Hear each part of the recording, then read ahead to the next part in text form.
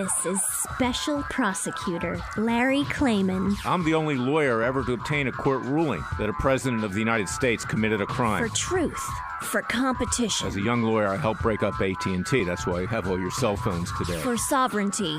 For the Republic. I'm the guy who, at Judicial Watch, which I founded, uncovered the Chinagate scandal. Millions of dollars going to the Clinton campaign, corrupting our political system. For the privacy of citizens. And I'm the only guy to have enjoined the National Security Agency from mass surveillance on hundreds of millions of Americans. Tearing it up. I'm the son of meat packers in Philadelphia, Pennsylvania. I know how to slice and dice. Bringing it back.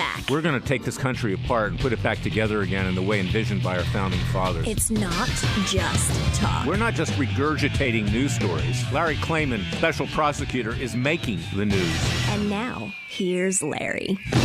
Welcome to this week's edition of Special Prosecutor with Larry Klayman. A lot of news this week, but of course, as you know, Freedom Watch and Larry Klayman just doesn't report the news. We make the news. And we have a very special guest coming on in our third segment, former Congressman Bob Barr, former U.S. Attorney for the Northern District of Georgia.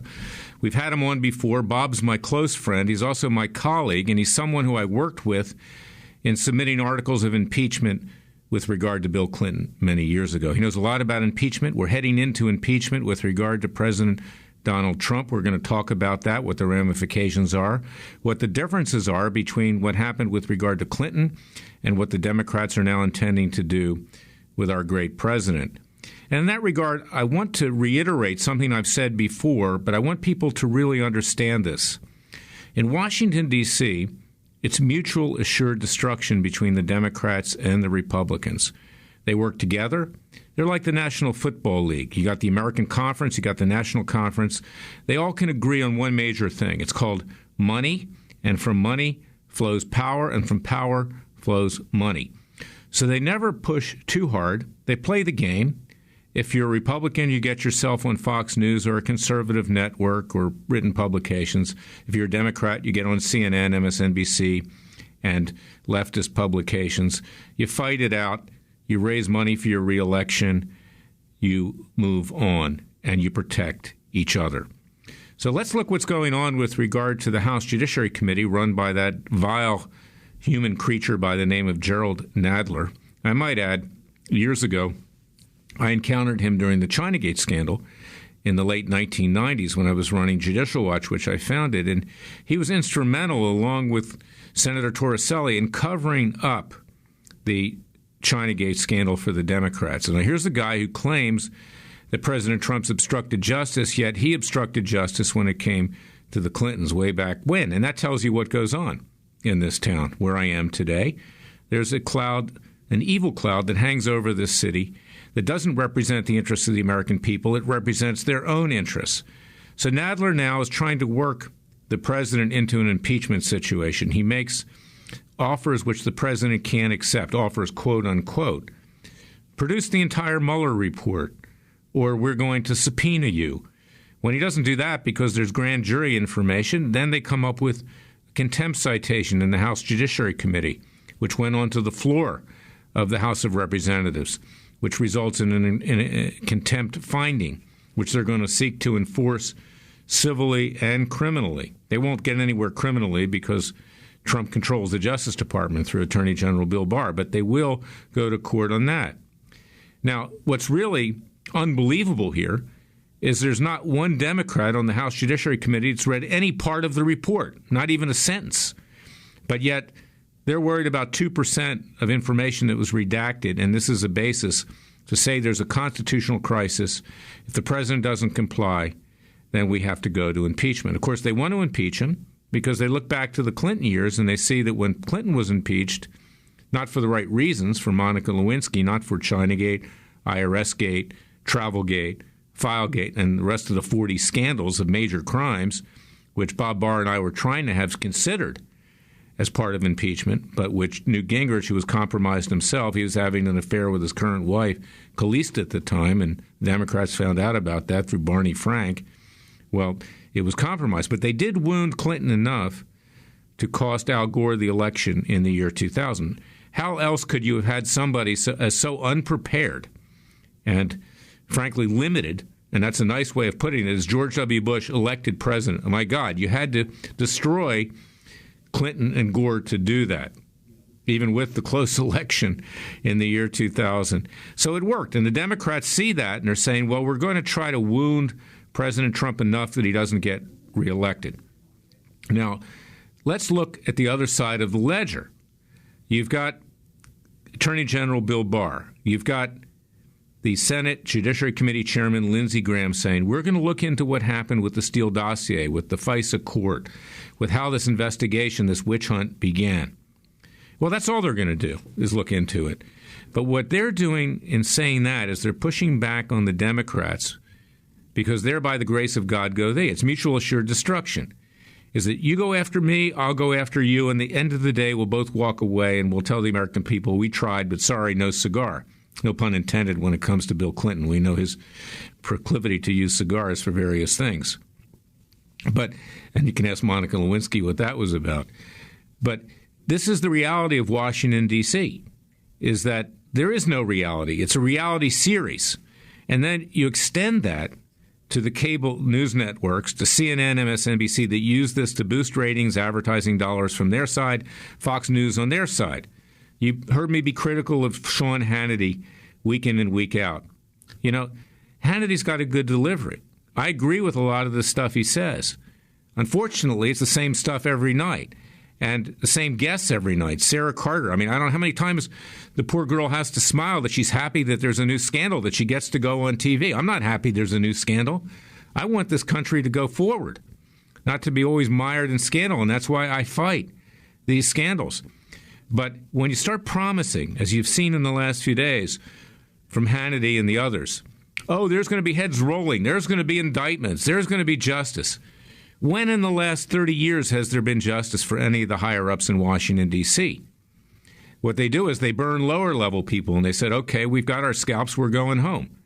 And that's what's happening here. And that's why you need to support Freedom Watch.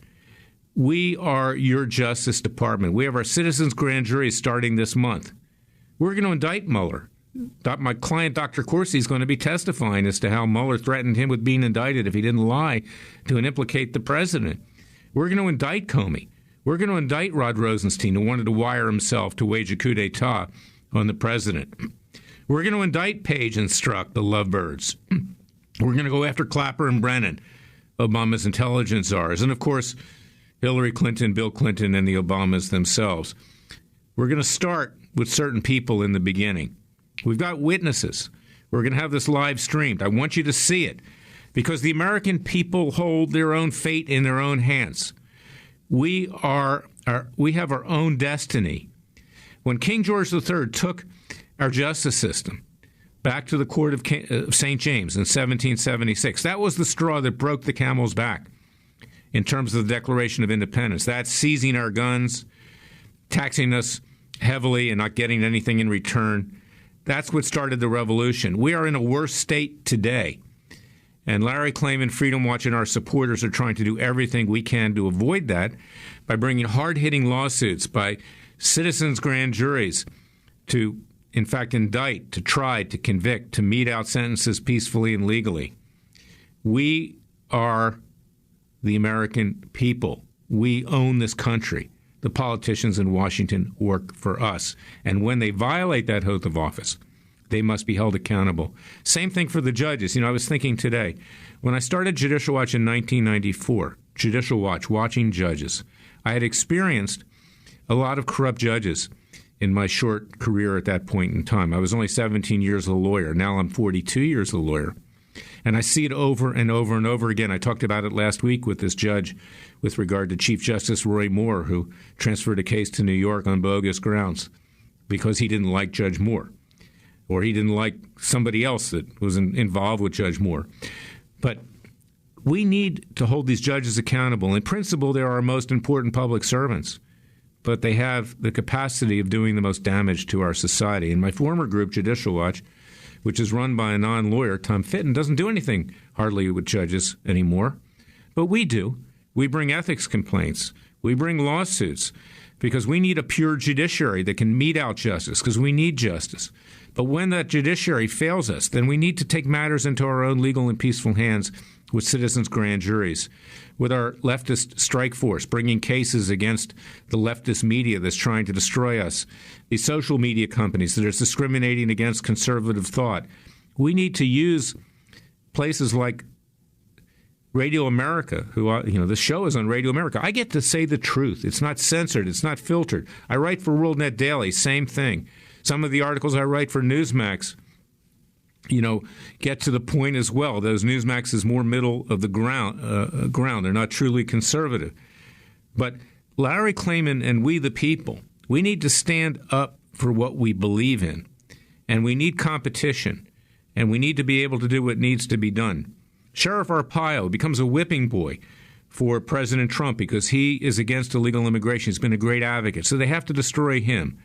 So I filed lawsuits against CNN, Chris Cuomo, the head of CNN, Jeff Zucker, against Huffington Post, Rolling Stone, New York Times.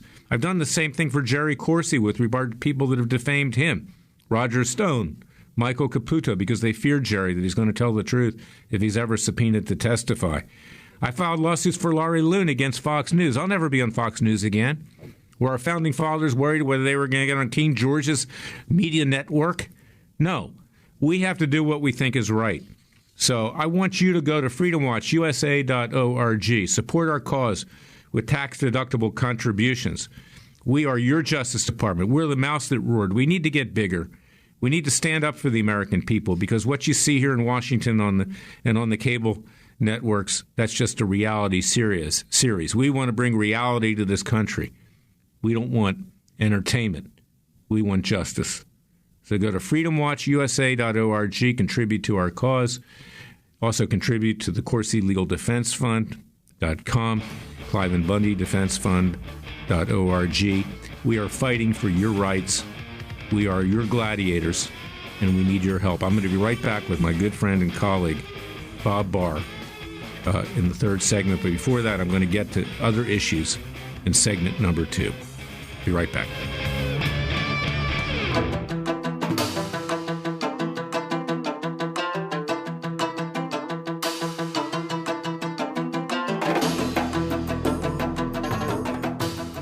Fearless. He's claiming he's crazy, he's racist, he's out to kill the Democrats. Dangerous. You don't care, he uses the court and the law. Lethal. This is bad. Special prosecutor Very bad.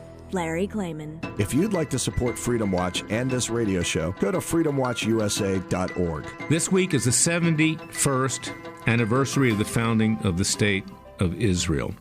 Very, very important. Last year it was the 70th anniversary, and that's when Sacha Baron Cohen lured my client and friend, Chief Justice Roy Moore, to come to Washington to get an award. And in fact, he was defamed in a fraudulent show called Who is America, where he was painted as a pedophile, which he's not. I brought a lawsuit for that against Sacha Baron Cohen. We talked about that last week. But Israel's under attack. Christians and Jews are under attack. Our Judeo-Christian way of life is under attack on every front. And I'm not just talking about issues involving Israel. I'm talking about the values that we learn from the Bible, the values that we try to live by under the Ten Commandments.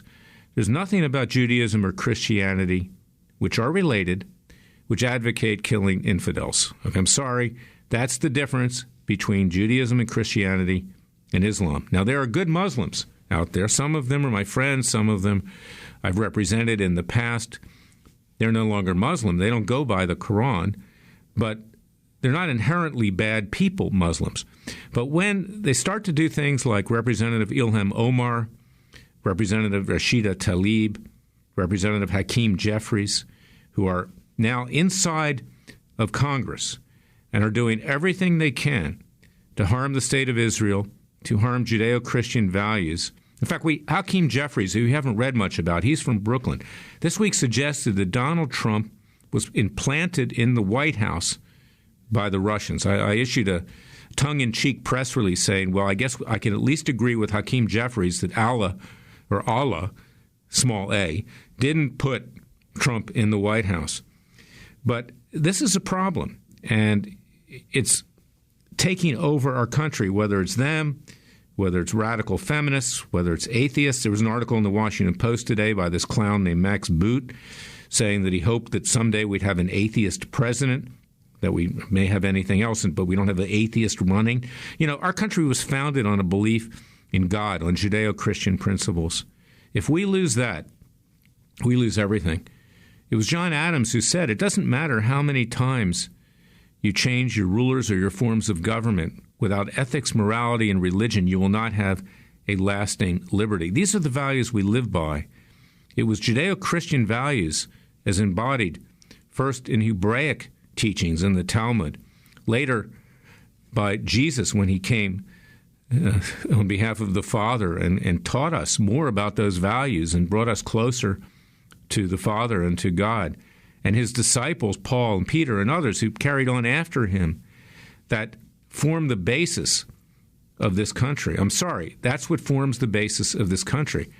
The basis of this country does not emanate from the Quran. It does not emanate from Islamic teachings. It emanates from Judeo-Christian values. And consequently, we have to stand up for those. And while there are good Muslims out there, those good Muslims do not include Ilham Omar, Rashida Tlaib, and Hakeem Jeffries, who now are embedded, ironically, in our own government. And we see this week with Iran. Okay, they're threatening everybody in the Middle East. We see Hamas launching 600 rockets towards Israel, supported by Iran. They want to destroy the Judeo-Christian way of life, Iran. And now we hear things, with regard to the Palestinians from Omar, that, the Israelis are occupation force, they're persecuting the Palestinians and this kind of thing. Same thing from Tlaib, same thing from Jeffries and others. And we need to stand up to that, and we need to talk clearly. People that have talked clearly, people like Laura Loomer, and who have peacefully done demonstrations, tongue-in-cheek, some with humor and some in a way to make a point, get banned from Facebook. I'm going to be bringing a lawsuit for Laura Loomer this week against Facebook. She's got to be able to speak. She's entitled to free speech, and so are other conservatives, but they're discriminated against. And that's why we have a leftist media strike force. This is why we brought cases against all of the social media companies. And I need your support because we need to preserve this Judeo-Christian way of life. It doesn't mean that Muslims can't live here. It doesn't mean that they shouldn't live here peacefully. But it means that this country was founded upon certain values. Those values were not Islamic values. Those were Judeo-Christian values. We do not believe in discrimination against women. We do not believe in persecution against homosexuals. We don't believe in killing infidels. We don't believe in honor killings. I'm sorry, we don't. And that's why we need to stand up to these radical Muslims that are now infesting the U.S. Congress. And we need to stand up for the president because he's facing certain crises today. I'll be right back with Congressman Bob Barr. We can still call him a congressman, former U.S. attorney. We're going to talk about this march towards impeachment. Bob knows what it's all about. Believe me. I'll be right back.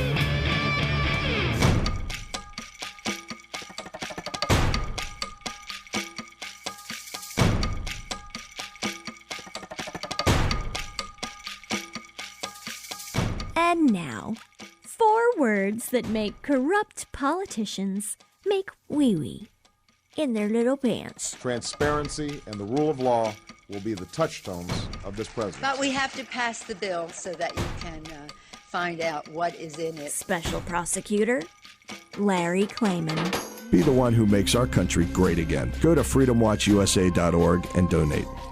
I'm back with my good friend, my colleague. As I've said many times, we have a mutual admiration society between us. Bob was the first to introduce articles of impeachment against President Bill Clinton. At the time, I worked with him. I worked with the impeachment manager, Dave Shippers. We wanted to expand it beyond Monica Lewinsky into Chinagate, Filegate, IRSgate, Travelgate, other gates. There were 40 Clinton scandals. It should have been able to put Clinton away. It didn't. It just weakened him.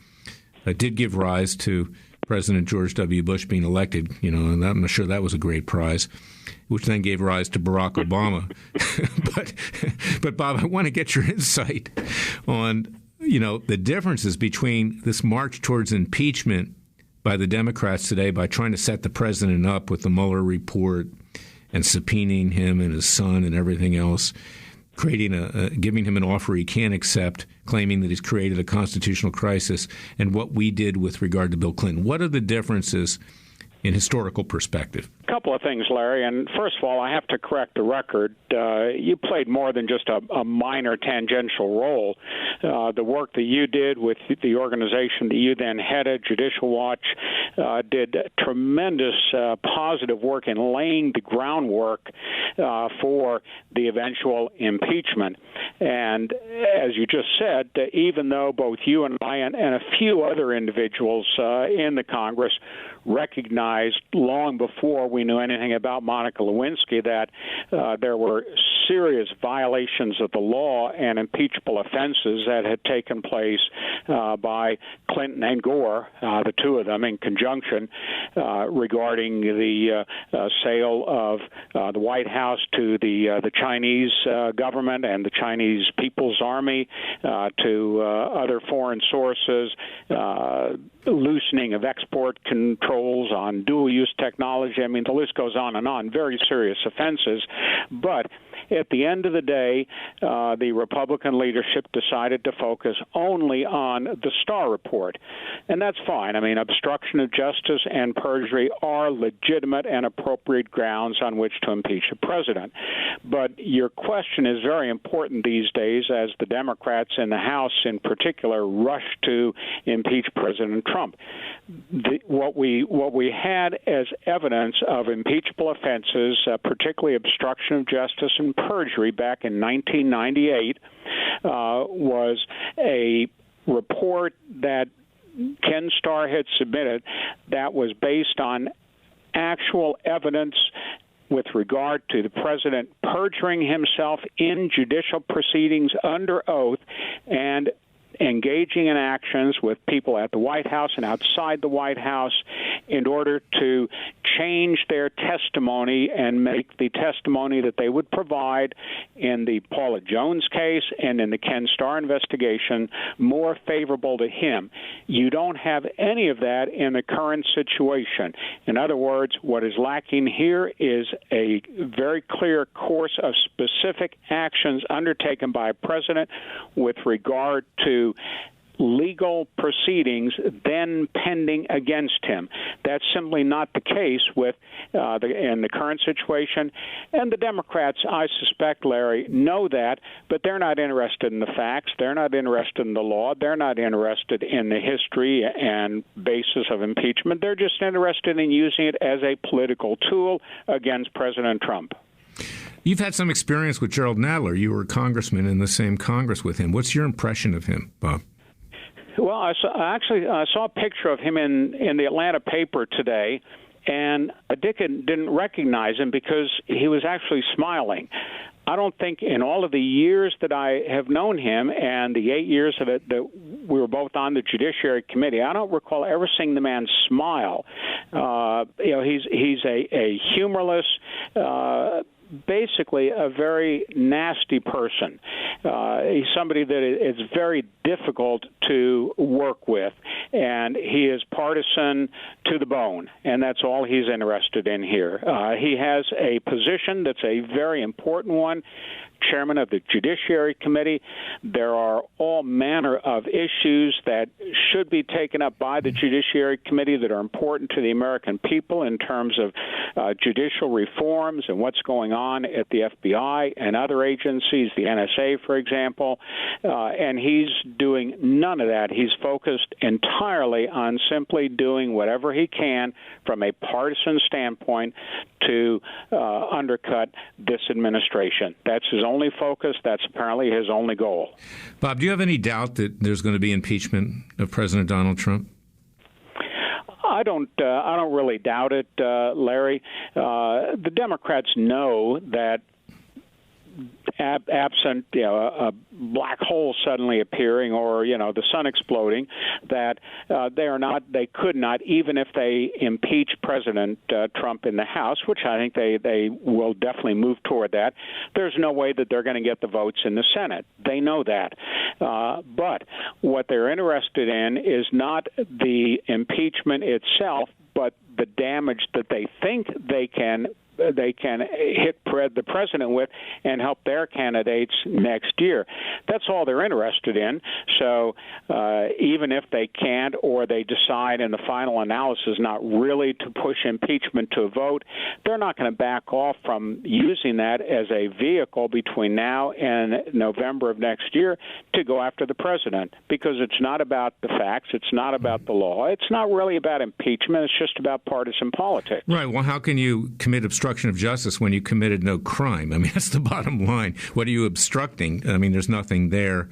But, you know, if you go back and look at what we did, and we did it for the right reasons, Bob. I mean, we wanted justice. We wanted Clinton to be held accountable, his lovely wife as well, I might add, Hillary. And we did have the effect, and this is why I believe that Gingrich limited the impeachment. He just wanted to wound Clinton, thinking that it would wound Gore, because if you knocked Clinton out totally, Gore would have been the incumbent president in the 2000 elections. And it worked. I mean, as I said at the outset, we got George W. Bush. You know, my God, I mean, the guy didn't even know where he was half the time. I mean, his crowning moment was when he dodged a shoe in Baghdad. But I remember that. Right. I mean, that was quite good. I mean, I thought. But other than that, and, you know, being a cheerleader after 9/11, which was good, I don't know what the guy did other than destroy the economy and a bunch of other things. But well, it was really a shame because, as you recall, in 1997, we were able to actually and factually balance the federal budget. We cut taxes. We reformed welfare. And that was with Clinton. We pressured him to the degree that he realized that it would benefit him politically from signing that, you know, those pieces of legislation to balance the budget, most important. And we were on the way to having balanced budgets for years into the future.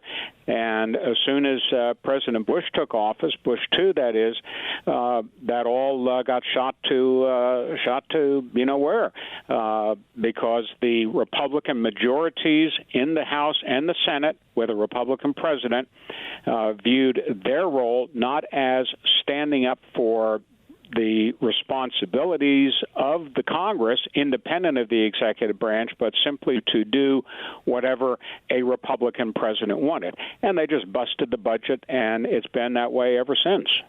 That's right. And it did, the impeachment, which was limited just to Lewinsky, I believe, had it was a lightning rod taking away from the more serious scandals like Chinagate, of course, because the media loved the sex and everything else, if you want to call it that. But it also resulted in weakening Al Gore, okay, and giving him rise to be elected, or allowed for Bush to be elected over Gore. And I think that's what the Democrats are doing right now with Trump, is to weaken him. They're not doing it for dough, they're doing it for show. Absolutely. I mean, it's very clear. You look at the Mueller report, and I was reading something that the Ken Starr had said, I think, in an interview yesterday or the day before, and he said, yeah, for heaven's sake, this thing is like 400 or 500 pages long with 1,000 footnotes. I mean, it's ridiculous. It's sort of similar to the paper that the now Attorney General prepared last summer with regard to obstruction. You know, it was far longer than it needed to be, far more complex. Mueller's report could have been half a dozen or maybe a dozen pages if you really wanted to pad it, because there's no substance there. And I think he put all of that detail in the report to do a couple of things. One, justify the length of his investigation and the cost of it. Secondly, to provide meat for the media to use to go after, and basically to go to the House and say, hey, look, I don't have the guts to say that there's an obstruction here, even though I sort of wink think that there is. But here, I've given you enough detail, so you take this ball and you run with it. There was no reason for this report to come out the way it did. And what proves to me that Mueller clearly had an ulterior motive in all this is that letter that he sent subsequently to Attorney General Barr and the phone call, which was simply to give more credibility to the House of Representatives so they could say, well, see, that's disagreeing with the Attorney General. It's Bob Mueller himself.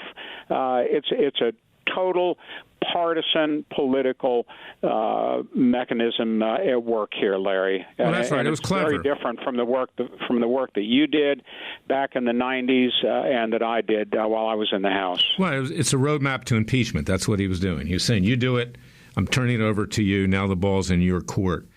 But this is why what we're doing at Freedom Watch and what you do, Bob, at Liberty Guard is so important. And you can give the coordinates for that during this show. I want them to support you as well as to support us, is that we're doing it to get the job done. Jerry Corsi is the only one that's fighting back against Mueller. We have lawsuits against Mueller and his staff, the FBI, and the Justice Department being run at that time for threatening Jerry Corsi that if he didn't lie under oath and implicate the president, he would be indicted. And as a sweetener, they said, well, okay, you can plead to one felony count and we'll recommend no time. And Jerry said, I can't do that in front of my creator, and I will not lie to implicate the president. And if I have to do life imprisonment, Jerry's already 72 years old, I'll take my chances. And at that point, he hired me. I brought counter lawsuits against Mueller. The bullies backed off. I often equate it to, Bob, the club that they used to advertise on TV, that you put it on your steering wheel so the crooks won't steal your car. They go to somebody else's car, right? Oh, yeah, I remember those. Yeah, so, that's kind of what it was. So, Jerry never tried to implicate Roger Stone, but they went to an easy car to steal, okay, because Roger allegedly had lied under oath and had threatened the witness. Jerry was not indicted. Stone was.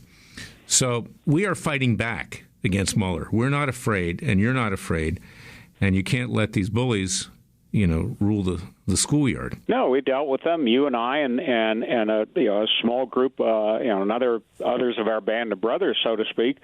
We fought back against them in the 90s. There was tremendous pressure, as you recall, against moving forward with any sort of an impeachment process. Clearly, or at least in my mind, there were very serious grounds for impeachment and these other substantive issues. And that doesn't mean that obstruction and perjury are not substantive and did not provide a proper basis for Clinton's impeachment. They did. But we really kind of missed the ball on that one because the Republican leadership in the House didn't want to move forward on these other issues. But even on the perjury and the obstruction, you recall the vehemence, vitriol with which Jerry Nadler and Chuck Schumer and them fought against us back in 98 and 99. Yeah, unbelievable hypocrites, Bob. Anyway, where can they reach you at Liberty Guard? Because you have a public interest group, too, that does some really good things. Give the coordinates for that. It's libertyguard.org. It's an organization somewhat similar to yours in which we stand up and fight against government abuse, particularly at the federal level, and in support of constitutional rights. So your listeners can either go to bobbarr.org or libertyguard.org. Thank you, Bob. You're a great credit to this country. I'm going to have you on again, and I'm very proud that you're my friend. Thank you, Larry. God bless you.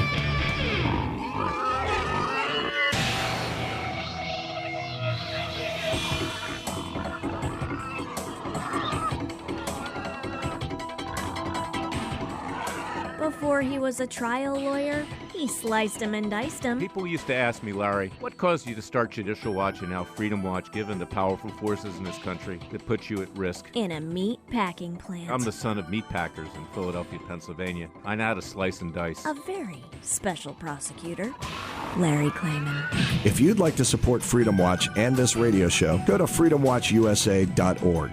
Now the verdict, ladies and gentlemen. We need to do it for ourselves. It's a dog and pony show in Washington, D.C. It's a reality series. It's like the Housewives of Beverly Hills, in many different ways. There's no reality. It's only a game. It's entertainment. It's power. It's money. It's control. So that's why I want you to support our citizens' grand juries. I've actually asked Bob to be part of them. He's looking at the situation to see if he can, because we need as much help as we can. Go to freedomwatchusa.org. We also need your support for our leftist media strike force. We're really the only ones in a major way that are bringing cases against these vile leftist media publications, whether it's the Washington Post, the New York Times, the Huffington Post, the whole lot of them. It's not enough just to talk like Hannity does on Fox News. You have to take action. It's not enough just to get documents like the group which I founded does under Fitton. He's not a lawyer. Documents are basically mostly, if not everything, that they do. You need to take those documents, you need to take evidence, you need to indict, you need to try, you need to convict, you need to sentence, you need to hold people accountable financially for large damages for what they've done to this country. You need to bankrupt them to make sure they don't do it again. And then, of course, I've got clients like Dr. Jerry Corsi in my private capacity where we successfully defended him. Other clients like Schaefer Cox, who's in prison unfairly, like the Bundys. That trial is going on in a sense that it's in front of an appellate court now. It could get sent back. They could be retried. ClivenBundyDefenseFund.org. He needs your support. CorsiDefenseFund.com. He needs your support. Freedom Watch needs your support. You know, I know that sometimes I sound like a broken record, but we are quite unique. We are really the only ones out there with a lawyer of 42 years' experience in the trenches, in the trial courts as a prosecutor and as a criminal defense lawyer, who really will lay it all on the line. I will lay it on the line for the American people. I lay it on the line for myself because I won't be able to look at myself in the mirror if I don't think that I'm doing everything I can to try to save this country. And I'm not equating myself with a John Adams or a Thomas Jefferson or Benjamin Franklin. You guys can judge who I am, what I'm worth. But, you know, I have scars in battle. I have fought the powers to be. Sometimes they've come after me. Sometimes people who are supposed to be on the same side as you try to stab you in the back. But you know what? I believe, and I may not always be right, that God has put me in this place. And I look to him for guidance. Now, I may not always do the right thing. I make mistakes like everybody else. But I've had two experiences where Jesus has come to me and said, Larry, you're working for me now. Okay, clear out what's in your head. I've gone through bad times. And we've all gone through bad times. The country's going through bad times right now. And we need to toughen it out, to do what we think is right, to not worry about the consequence. Our founding fathers did not worry about the consequence. They pledged their lives, their fortunes, and risked their lives to form a new nation. And our country is slipping away. That's why you need a Freedom Watch. And that's why you need a Larry Klayman. And that's why you need people like yourselves, because we can't do it without you. There are others out there that are doing it. This network, Radio America, allows me to speak to the American people and others who are on this network. It's super important. It tells you straight up what the story is. They're not worried about advertising dollars. They're not worried about appearances. They don't have to be politically correct. They let me say what needs to be said. So I want you to support RadioAmerica.com as well. And listen to my radio show. It's now on 42 stations throughout the United States and growing. We're not as big as Sean Hannity or Rush Limbaugh, but we're getting there because we need to educate the American people. You can listen to it not just on the stations. Go to freedomwatchusa.org and see the list of stations around the country. It'll soon be in a hometown near you, but you can also hear the podcast. And you can hear that on RadioAmerica.com. You can go to freedomwatchusa.org and listen to it. Share it with your friends because we need to be educated. We don't need to be fooled. What you hear on Fox News and Hannity is a lot of candy-coated sugar cane. You know, there's going to be justice. Everything's going to happen. It's not going to happen unless we do the heavy lifting. It's not going to happen for government, by government. I'm not like Tom Fitton. I don't get documents and beg the government to do the job that we, the people, need to do. We, the people, need to band together. So join Freedom Watch's Justice League. Go to freedomwatchusa.org. Support this radio show. We will bring this country back to greatness. We are, in effect, President Trump's lawyers. He didn't appoint us that way, but we are because we support him. God bless you. God bless America. God save America. And I'll be back next week.